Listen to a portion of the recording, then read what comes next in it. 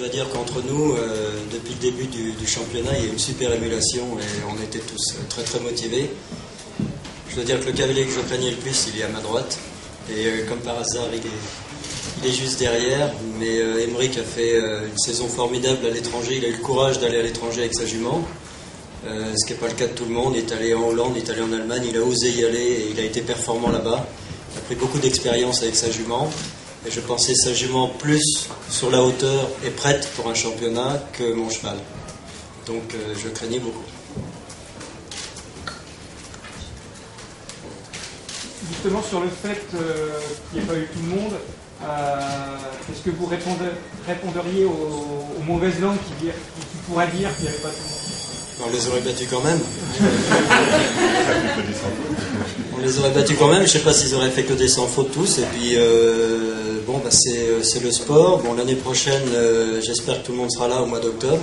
Je pense que c'est une nécessité de reporter le championnat de France au mois d'octobre parce que un vrai championnat de France, c'est avec les meilleurs couples du moment. Et avoir un championnat de France en plein milieu de la saison Super League, c'est pas, à mon avis, envisageable d'avoir tout le monde. Donc je pense que l'année prochaine, il sera plus difficile sur le plan de la concurrence. Maintenant, les parcours restent les parcours. Et moi, pour ma part, j'ai pas trouvé que la finale, tout au moins la deuxième manche, était moins forte en ce qui concerne les cotes que les championnats précédents. Par contre, on a peut-être commencé un peu plus progressivement. C'est-à-dire qu'on a peut-être eu un début de championnat peut-être un petit peu plus facile. Et Serge Outman nous a amené progressivement vers la finale de la deuxième manche, qui était vraiment au cote réel de la deuxième manche du championnat de France, comme on l'a habituellement. Mais il nous a amené peut-être plus progressivement, compte tenu du fait qu'on avait des chevaux peut-être moins aguerris que lorsqu'il y a tous les chevaux de l'équipe de France. Mais pour ma part, la difficulté de la deuxième manche était du même niveau que d'habitude. Eric, il a 12 ans, ça fait 6 ans que tu l'as, donc outre ses qualités, etc. Je crois qu'aujourd'hui, c'est ce qui est entre vous deux, c'est la confiance qui se plie plus, qui doit faire aller au-dessus des barres. Oui, ça fait 6 ans que Im et moi on travaille ensemble. Et j'ai toujours pensé que Im était un cheval avec beaucoup de génie, très très respectueux de la barre, très intelligent de l'acheter parce que je suis tombé amoureux du cheval. Le cheval s'est trouvé à vendre et j'ai voulu tout faire pour le garder dans mes écuries, pour continuer avec lui. Mais j'aurais jamais pensé qu'il atteigne ce niveau-là. C'était pas mon objectif. Et j'avais dit à mon sponsor, ça sera jamais un cheval de Grand Prix, mais c'est un cheval qui gagnera beaucoup d'épreuves parce qu'il est extrêmement rapide, très intelligent.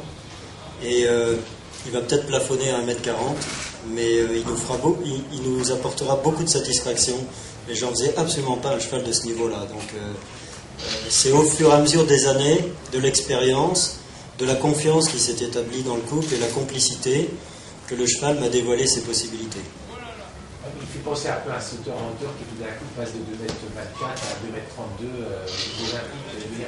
Comment vous expliquez cette progression foudroyante? Oui, foudroyante, c'est vrai qu'il y a eu un déclic cette année, parce qu'encore l'année dernière, j'ai commencé à faire des grands prix en les choisissant, c'est-à-dire les grands prix 1m45 et pas les grands prix 1m50, les grands prix de région un petit peu et pas les vrais grands prix nationaux. Et j'avais l'impression qu'il plafonnait là à 1m45.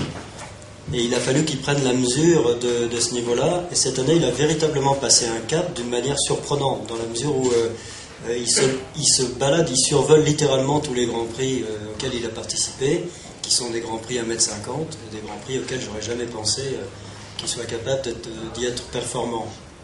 Et ce qu'on a sauté aujourd'hui, il n'a encore jamais sauté ça. Donc c'était un petit peu ma crainte. Je me disais peut-être qu'en finale, ça va s'effondrer, parce que c'est peut-être le parcours de trop, c'est peut-être